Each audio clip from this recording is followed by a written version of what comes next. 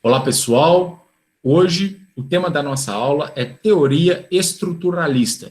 Essa teoria faz parte da disciplina Fundamentos de Administração. Antes de entrarmos especificamente na teoria estruturalista, vale uma reflexão para vocês inicial. Essa reflexão é de Etzioni. Então, o homem não é senão um ser social.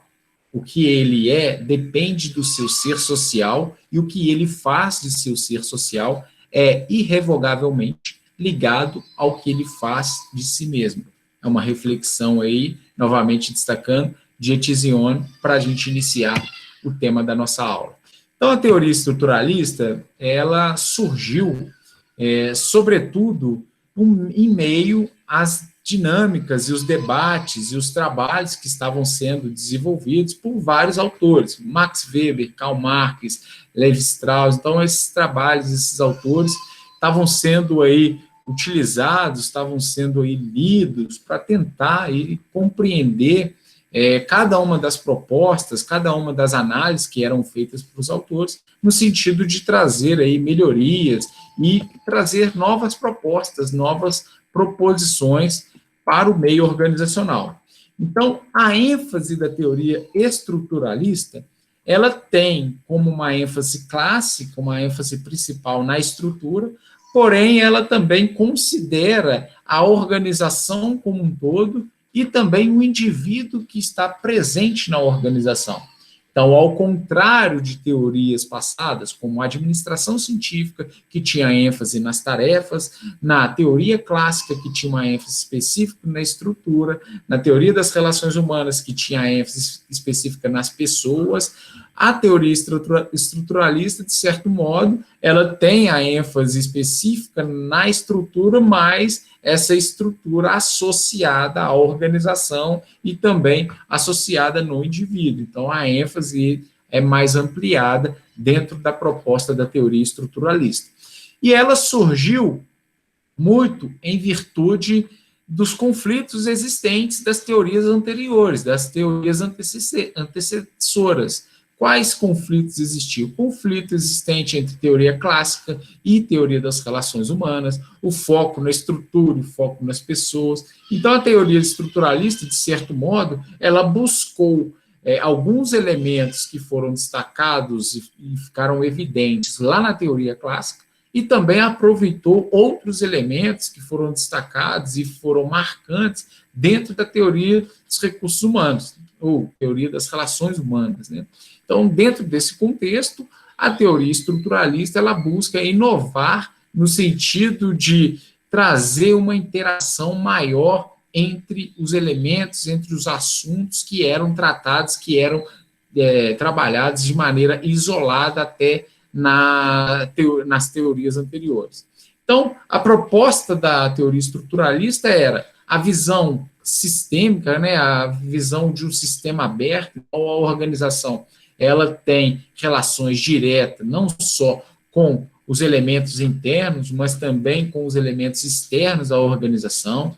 Então, o foco na estrutura, pessoas e também o ambiente é algo clássico dessa teoria, então ela expande, de certa forma, a fronteira organizacional e também faz essa relação com o ambiente. Algumas tipologias utilizadas dentro da teoria, ela classifica, né, as organizações como coercitivas, normativas e utilitárias. Nós vamos ver mais detalhes posteriormente. É uma teoria que preza e que todo é maior que a soma das partes, então o resultado da integração do todo organizacional pode ser superior do que o resultado das partes somadas individualmente. Recompensas materiais e sociais passam a ser incorporadas pela teoria estruturalista, então, ao contrário de teorias anteriores que focava apenas nas recompensas sociais ou nas recompensas materiais, a teoria estruturalista busca integrar essa questão e também ela destaca a organização formal e informal. Então, por mais que exista uma política de estrutura organizacional, por mais que existam instrumentos burocráticos para regular essa estrutura, A teoria estruturalista destaca que, mesmo com tais ferramentas sendo utilizadas, existe a organização informal, ou seja, elementos, né, que saem fora daquelas ferramentas de controle, daquelas ferramentas, de certa forma, de padronização, e essa estrutura informal também pode ser utilizada como elemento positivo para gerar bons resultados organizacionais. E, por fim, a teoria estruturalista, ela considera o homem como um ser organizacional. Destaca, inclusive, que o ser humano, ele nasce através de uma organização hospitalar, por exemplo, ele sobrevive e ele se educa através de uma outra organização, as escolas, universidades, ele se desenvolve profissionalmente através de outra organização, então, a organização de trabalho, ele consome através de várias organizações, então, tudo que o ser humano consome, ele precisa de organizações, ele consegue se desenvolver em sociedade, de certa forma, regulado por organizações, então, existem os órgãos, as organizações regulamentadoras, existem prefeitura, estado e assim por diante, então ele destaca o homem como um homem organizacional, a todo instante a gente está relacionando diretamente com as organizações ao entorno. Pois bem, então, é importante ressaltar que, conforme eu passei para vocês a primeira reflexão da aula, então, o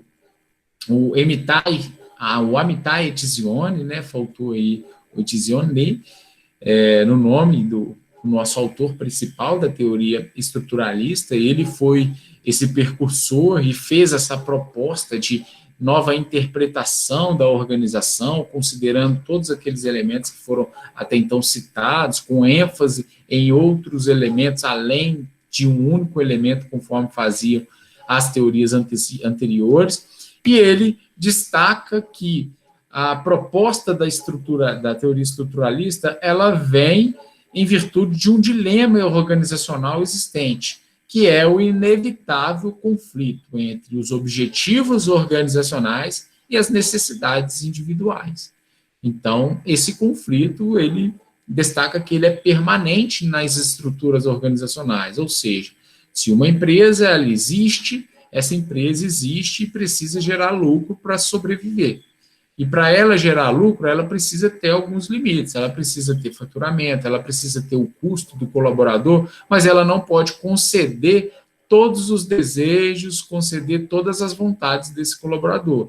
Então, por mais que o colaborador queira um salário maior, por mais que o colaborador queira mais benefícios, por mais que o colaborador deseje melhores estruturas, flexibilidade de horário, dentre várias outras questões, a empresa, a organização, ela não consegue proporcionar, porque isso pode impactar diretamente nos seus resultados. É óbvio que vale ressaltar que, em certa medida, você conceder alguns benefícios, conceder aí satisfazer alguns desejos dos colaboradores, isso pode, inclusive, motivá-los a melhorar a produtividade, atingindo melhores resultados para a empresa. No entanto, isso não é proporcional e nem é garantido. Então, a organização ela precisa ter esses limites de atuação, não atendendo a tudo e a todos que solicitam alguma coisa dentro da própria estrutura. Então, esse conflito ele é iminente, ele existe sim dentro da organização. Algumas organizações, este conflito ele é muito evidente, ele é muito claro, e isso pode ser inclusive direcionado a um grande problema organizacional, então um grande problema existente entre os desejos individuais e as necessidades e os objetivos da organização. Em outras organizações, esse conflito talvez não seja tão evidente, mas ele existe sim. Então é preciso considerar que o administrador, o profissional da administração, o gestor, ele vai estar atuando na empresa, vai estar atuando na organização, sempre tentando equilibrar esse conflito que existe. Bom, então, o surgimento da teoria estruturalista, só para reforçar para vocês, ela surge após esse conflito, ou seja, as escolas, a escola clássica da administração, mais a escola das relações humanas, brigando para saber qual tinha mais relevância, qual era mais importante, qual que de fato retratava e mostrava a realidade das organizações, observando esse conflito existente nas próprias teorias, nas experiências e nas pesquisas que eram desenvolvidas.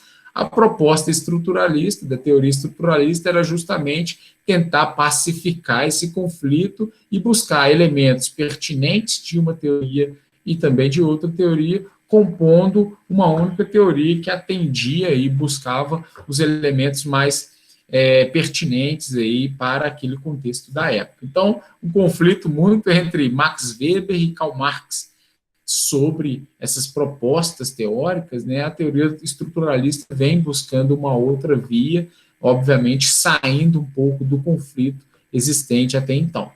Bom, vale destacar alguns aspectos e uma reflexão sobre eles, relacionado a essa evolução teórica que nós temos na administração. Primeiro ponto, em primeira parte, a gente destaca o seguinte, que o todo não é de nenhuma maneira a soma de suas partes. Etzioni destaca isso e que a Venato depois reforça. Então, para que haja uma estrutura, é necessário que existam entre as partes outras relações, que não a simples justaposição, e que cada uma das partes manifeste propriedades que resultam da sua dependência à totalidade. Então, quando se destaca, quando a gente faz, inclusive, uma relação, uma associação no esporte, de um time de futebol, por exemplo, de que adianta você ter lá vários jogadores muito bons na posição o qual ele se dispõe a jogar um determinado jogo, mas se não há a interação, a integração desses jogadores com o time de forma geral, e como o time como um todo. Então, você pode ter o melhor centroavante, você pode ter o melhor goleiro, você pode ter o melhor lateral, mas se eles não souberem trabalhar na equipe, time de futebol, dificilmente eles vão conseguir, a longo prazo, a gerar resultados consistentes para aquele time, para aquela equipe.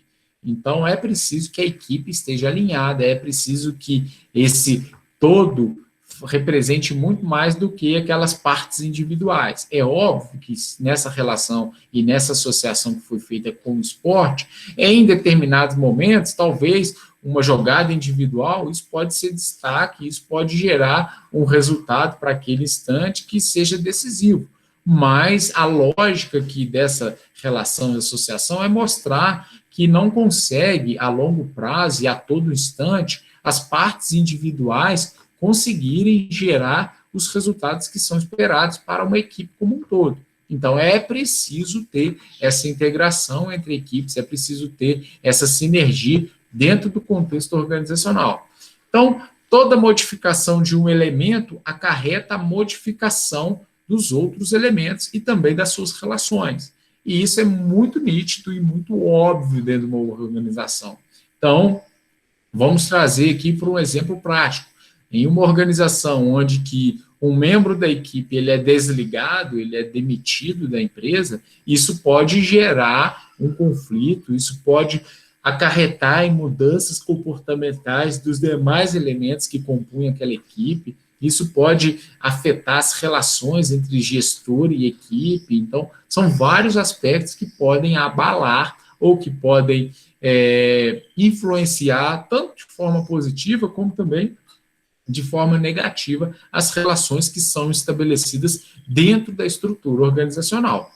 Bom, dentro da abordagem aí estruturalista, inclui-se alguns elementos que vale a gente destacar e refletir sobre eles. Primeiro, a organização informal a organização formal e a informal, então, e suas inter-relações. Então, existe a estrutura formal, a organização, presidente, diretor, gerente, quem faz o que. Existe uma estrutura informal, que muitas vezes apresenta bons resultados também, e essa estrutura informal, ela faz parte da organização, por mais que crie esse mecanismo no sentido de eliminá-la, ela sempre vai existir, de uma forma ou de outra, mais intensa ou menos intensa, ela vai existir. Um outro elemento, o objetivo e o alcance dos grupos informais e as relações de tais grupos dentro e fora da organização. Então, se você tem um controle pleno dentro da estrutura organizacional sobre o contato e as relações que estão estabelecidas dentro da empresa, fora da organização, você não tem essa autonomia, você não tem essa gerência sobre as relações. Então, as pessoas elas podem se relacionar e, inclusive, estabelecer relações duradouras, de amizades, relações que o tema e o objeto de discussão trabalho pode estar presentes. Isso pode favorecer a organização, então isso pode gerar um reflexo positivo na organização, ou seja, as pessoas têm uma boa relação social, então dentro da organização elas confiam mais umas nas outras, elas conseguem interagir melhor.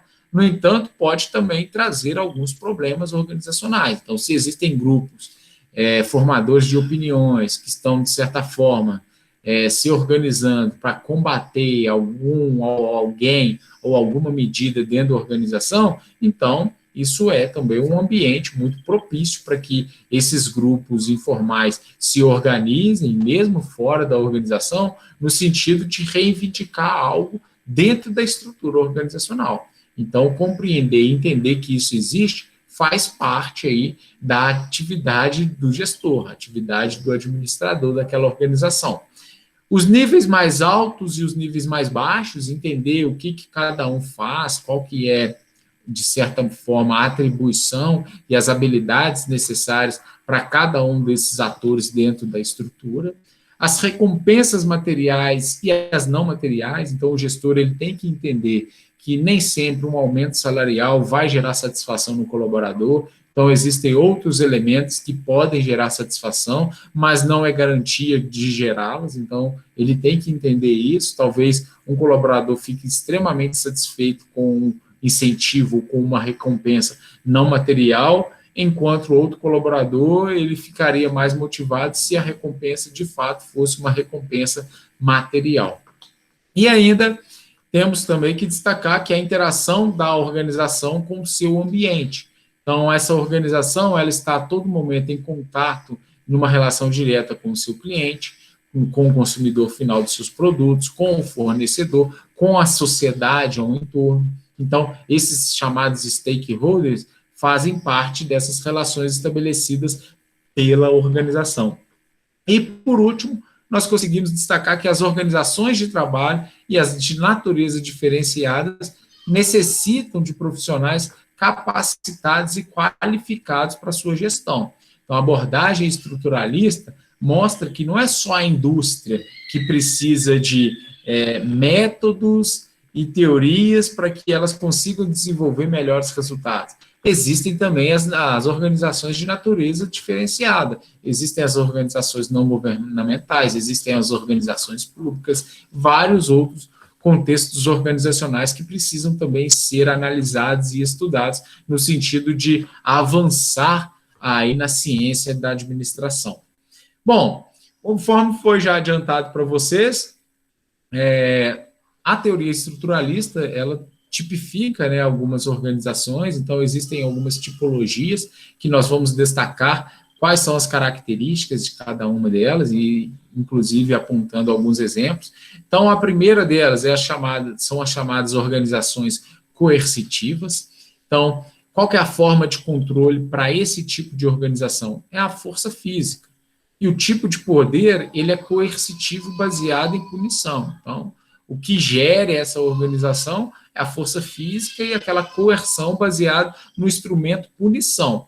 Qual que é o tipo de contrato psicológico que é estabelecido dentro dessa organização? É aquela alienação plena, é a obediência mecânica, deve obedecer fulano, ciclano, beltrano, porque ele está no cargo X e ele que determina. Quais são os exemplos desse tipo de organização? Penitenciárias, campos de concentração, hospitais penitenciários. Observe que várias organizações dessa natureza não tem muito o que discutir. Existe a punição, é muito coercitiva, e a força física normalmente, às vezes, predomina, no sentido, às vezes, até mesmo de inibir movimentações adversas dentro desse tipo de organização. Existem as chamadas utilitárias. Qual característica, quais são as formas de controle? Então, a utilitária, a forma de controle ela é baseada na recompensa, por isso, utilitária, né? Então, o tipo de poder, ele é manipulativo, baseado apenas na recompensa. Então, vai recompensar por algo, então eu vou fazer porque eu vou ter uma recompensa futura em virtude do exercício de uma determinada função. O tipo de contrato, ele é muito calculista, baseado aí naquela obediência interesseira. Olha, eu vou obedecer e vou fazer porque eu vou ter uma recompensa futura.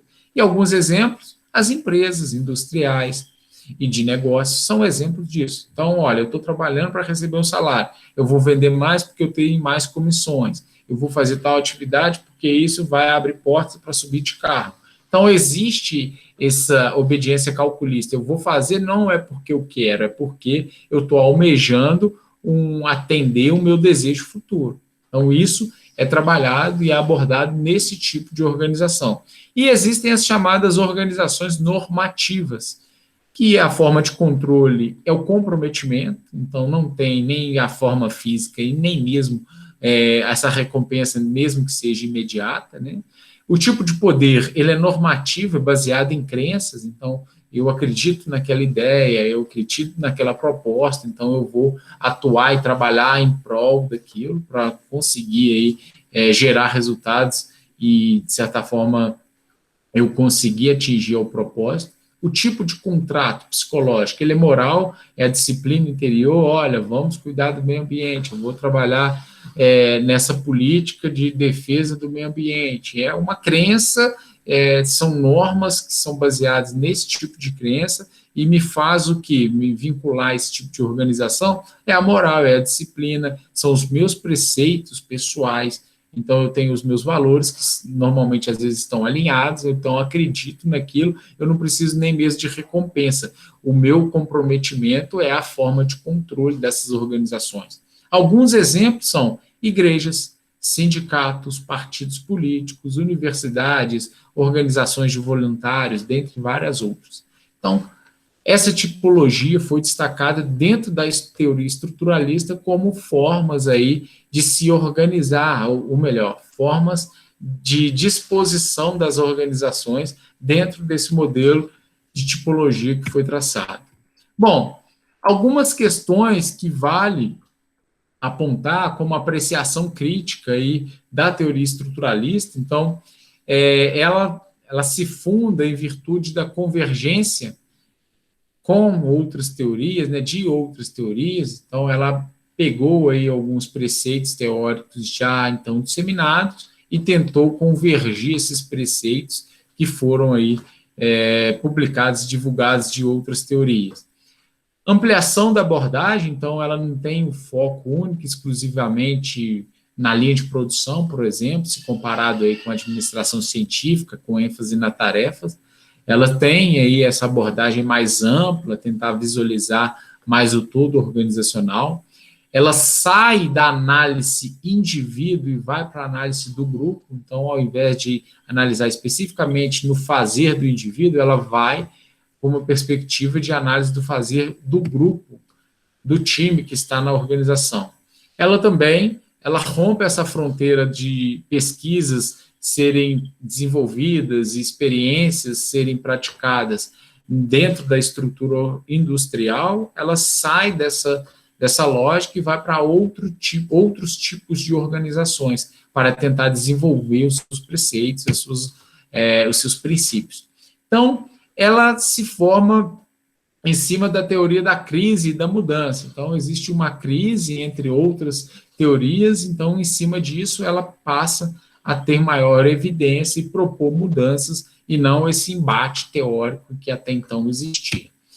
Pois bem, com a teoria estruturalista, foi possível destacar que nas teorias até então estudadas, chamadas aí de clássicas, não só as teorias, mas as escolas, que a gente chama clássica, né? Escola clássica envolve teoria clássica, o Fordismo, administração científica. Então, dentro dessas teorias, dentro dessas escolas clássicas, a visão era do homo econômico. Então, pensando especificamente para melhorar os resultados aí organizacionais, a visão muito relacionada à proposta econômica. Já a visão da escola das relações humanas, que envolve aí teoria das relações humanas, teoria comportamentalista, né? Então, a visão era do homem social, o homem se relaciona entre os seus pares dentro dessa estrutura organizacional. Então, baseado nessas relações, você consegue estabelecer e motivar as pessoas e desenvolver as pessoas para gerar melhores resultados. E os chamados estruturalistas, que têm essa visão do homo organizacional, que é o ser humano movido dos seus desejos, suas vontades, mas envolvidos a todo instante a uma organização, a um espaço onde existem recursos, pessoas estão interagindo e desenvolvendo algum tipo de atividade. Pois bem, então, pessoal, essa é a teoria estruturalista. Gostaria de agradecer a atenção de todos e até a próxima aula.